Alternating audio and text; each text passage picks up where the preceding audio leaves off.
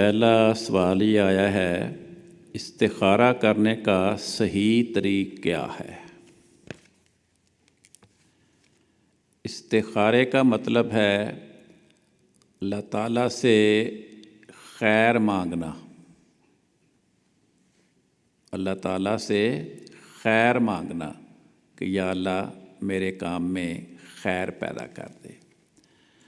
ہم غلطی سے استخارے کا مطلب یہ سمجھتے ہیں کہ اللہ تعالیٰ سے کسی کام کے بارے میں خبر مانگنا۔ اللہ تعالیٰ سے خبر مانگنا یہ استخارے کا مطلب نہیں ہے۔ انسانی معاشرہ میں دو قسم کے افراد ہوتے ہیں۔ ایک وہ ہوتے ہیں جن کے ساتھ خدا کا سلوک یہ ہوتا ہے کہ گاہے گاہے انہیں اللہ تعالیٰ وحی کے ذریعے، الہام کے ذریعے، مکاشفات کے ذریعے ان سے باتیں کرتا ہے اور مختلف امور میں ان کی رہنمائی کرتا رہتا ہے۔ ان کے لیے استخارے کا مفہوم یہ ہے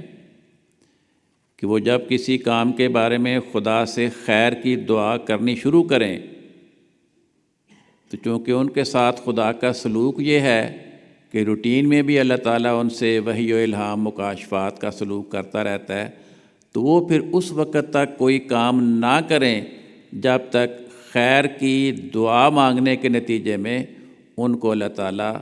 وحی، الہام اور مکاشفات کے ذریعے اس کے بارے میں کوئی رہنمائی نہ کرے۔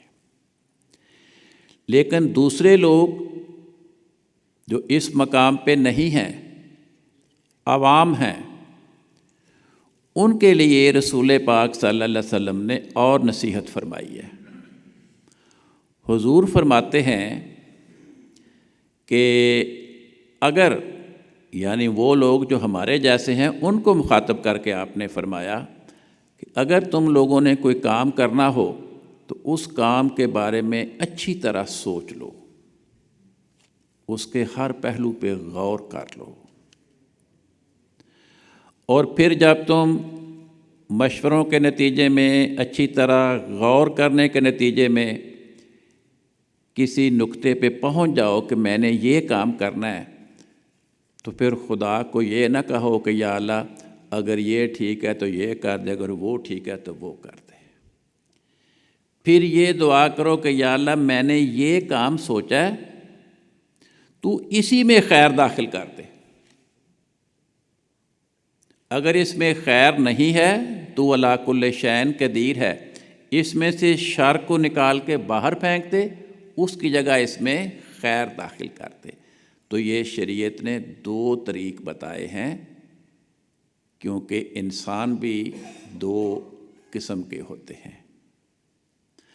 ہماری جماعت اس معاملے میں بڑی مار کھا رہی ہے۔ ہم نے جب صحابہ کا زمانہ دیکھا، خلفاء کا زمانہ دیکھا،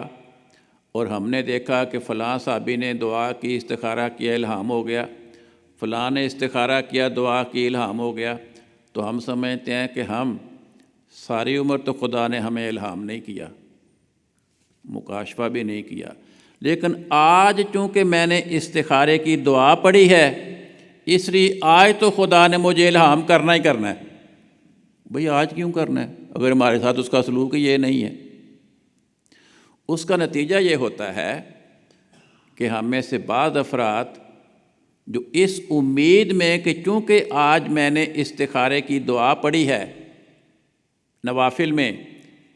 اور وہ دعا پڑھ کے سو جاتا ہے اس انتظار میں کہ بس ابھی الہام چل پڑا خدا کی طرف سے، بس آ گیا اور آنے ہی والا ہے،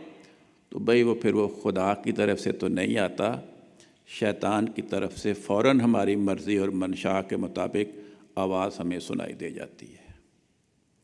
یا ہماری امیدوں اور خیالات کے مطابق ہمیں خواب اور منظر دے، ہم کہتے ہیں واہ اتنا بابرکت کام، پہلی رات ہی ہم نے استخارہ کیا، پہلی رات ہی خدا نے بتا دیا۔ بھئی یہ کیسے پتہ لگا خدا نے بتا دیا؟ پہلے تو 50 سال کبھی اس نے تمہارے ساتھ بات نہیں کی۔ مثلا میں آپ کو مثال دیتا ہوں، اگر کوئی پاکستان میں ہو اور اس کے پاس بیٹی بیٹے کا رشتہ آئے اور دوسرا فریق کینیڈا میں رہتا ہو تو ہمیشہ استخارہ بڑا شاندار آئے گا۔